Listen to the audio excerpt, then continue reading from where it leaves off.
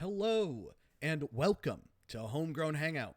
I'm your host, Homegrown, and today I watched Star Wars Episode 2, Attack of the Clones.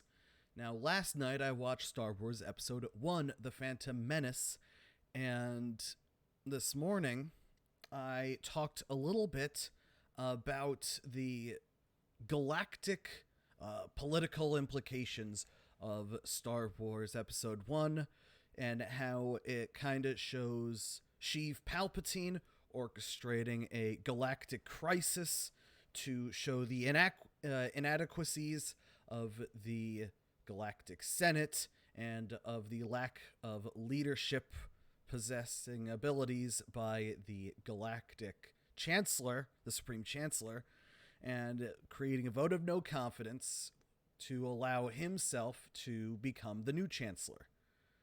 Now, Star Wars Episode 2 takes place 10 years later, so Sheev has been the Chancellor for a while, and now he's coming back at it again, and there is a separatist issue.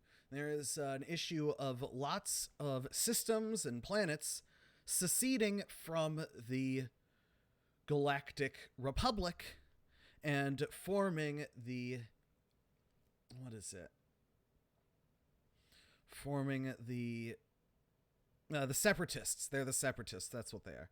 And so they're starting to secede, and they're building up a drone army, and the whole big galactic political question is whether or not the Republic should create a military.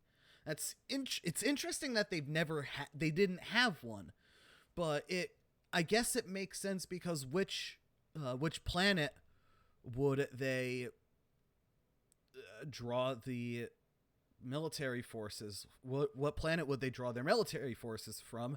Would it be Coruscant, the center, or the capital of the Republic? I don't know. And so it's a big question in the Galactic Senate, and a lot of people are saying, no, we will not have a military. We will not go to war. War is not what we want. And so there's it's a whole thing, and then in the midst of it, there's Senator Amidala, who... I'm gonna be honest, I don't remember which side she was on. All I know is that the separatists are trying to assassinate her. I guess she is... I don't know. Because the whole deal is that Dooku wants war. Not Dooku, Palpatine wants to bring about galactic civil war. And so they want there to be a military. They want to make the military a thing. And there is all sorts of squabbles, and offhandedly, the Palpatine's like, oh, if only some senator could make a motion to grant me emergency powers. And Jar Jar is there, and Jar Jar is serving. He's not a senator, he's a representative, but he is serving as acting senator when Palpatine, they sent her to Tatooine because she was being attacked. So they were targeting her, so they wanted to get her out of there, get her safe. So they sent her with Anakin, and they have a long romantic getaway, and then it ends with them... Like, it starts out with him having a crush, and it ends with, like, them... It looks like they get married at the end, if I'm being honest. Like, the end scene looks like they're getting married. So what happens is that it's a whole question of if they create the army. And so Obi-Wan finds the dart that was shot into the bounty hunter that was attacking Padme that he and Anakin caught. But before that bounty hunter could give up anything, a different bounty hunter that looks suspiciously like Boba Fett assassinates that first bounty hunter with these special darts. And Obi-Wan is like, what are these darts? So he goes to the Republic, and then they're like, you don't know what these are. You've never seen them before. So he goes to this random guy who owns a diner on Coruscant And he's like, oh, these are Camino stuff. And it's like, how do you know? Who are you to know anything about the Caminos? So he tells them where they are, and then he goes to the Republic, and it's like, all right, I'm looking for this planet Camino. It should be like so and so this place. And then they're like, yeah, there's nothing there. And then he's like, huh, that's weird. He goes to Yoda and pulls out a map while Yoda's with the Padawans. And it's like, yeah, it looks like the gravity is pulling all the stars in that area towards that area, but there's no star in the center to be doing that. And the kid's like, maybe someone erased it. So yeah, it's because Sheev or whoever, or what was Sifo Dyas is the Jedi. So Obi-Wan goes, he finds these cloners, and they're like, you must be here on behalf of Sifo Dyas. Would you like to see your army? And Obi-Wan's like, what? So the problem solved. They found the army. I think Sifo Dyas was working on behalf of Dooku or Palpatine, and made it like 10 years ago. They made this army. And yeah, so it's the army now. They've got it, and Jar Jar decides to give emergency powers to the Palpatine, and Palpatine goes, yes, I humbly receive these, and I will give them back and return them to the Senate when the crisis is over.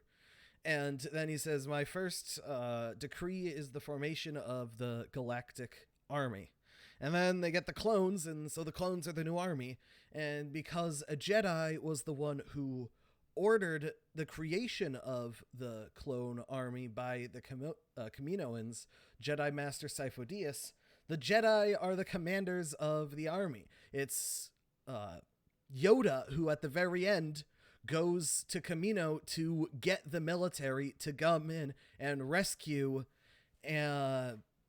all the Jedi, because after this, or after Obi-Wan first finds out about the clone armies, he goes to Geonosis, following Jango Fett, the bounty hunter, who did the thing, and who orchestrated, or was hired the bounty hunter who was trying to assassinate Padme.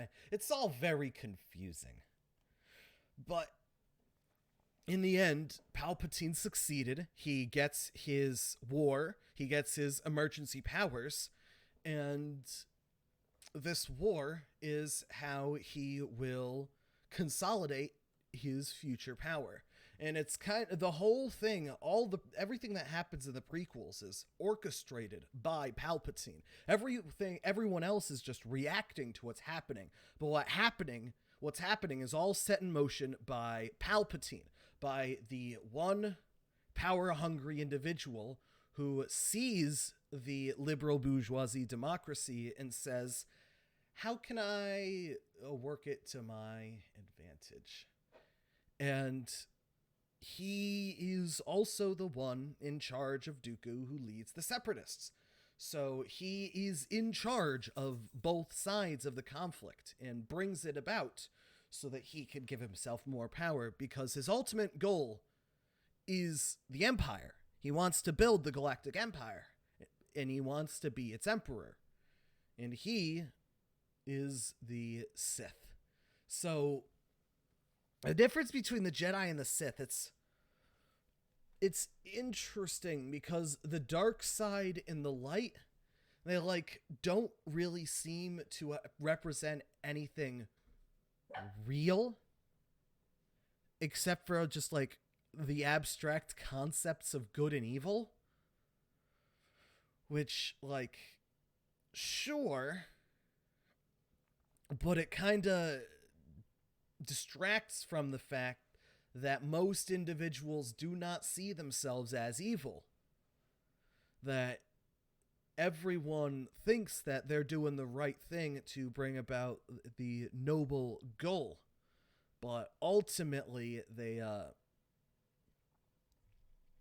in servicing that goal, what they try to do is just further their own interests, because they see their own self-interest and their own power as the same as furthering their goal and furthering their ideals. All right, I feel as though that's a good place to cap this conversation about episode 2, Attack of the Clones. Be ready for so I'm not gonna start I don't know, I may upload the first one now. I'm trying to decide if I should hold on to them until I finished watching the Clone Wars, because it's going to take me a while to watch the Clone Wars. And yeah, I think I'm going to watch the Clone Wars, and then once I'm towards the end, then I'm going to upload these two. So that way the distance between my these videos and the Clone Wars video is going to be different. But I assume the Clone Wars video, like all the memes, are just Anakin doing war crimes and Obi-Wan saying, "Good thinking, Anakin." So that's, which is kind of funny. But like, they're droids, it's really weird because it's an army of droids versus an army of clones. So there's not much like incentive to get too attached, which I think might be on purpose. But I'm rambling now. Thank you so much for watching this video. Thank you so much for watching. Please like and subscribe and do all that stuff. Please, if you want to help me improve and get better systems, I'm doing this all on a laptop. So if you want to help me fund my desktop, please go to my Patreon. I've got one of those. It's HG Socialist. Thank you so much for watching. Have a fantastic day. Goodbye.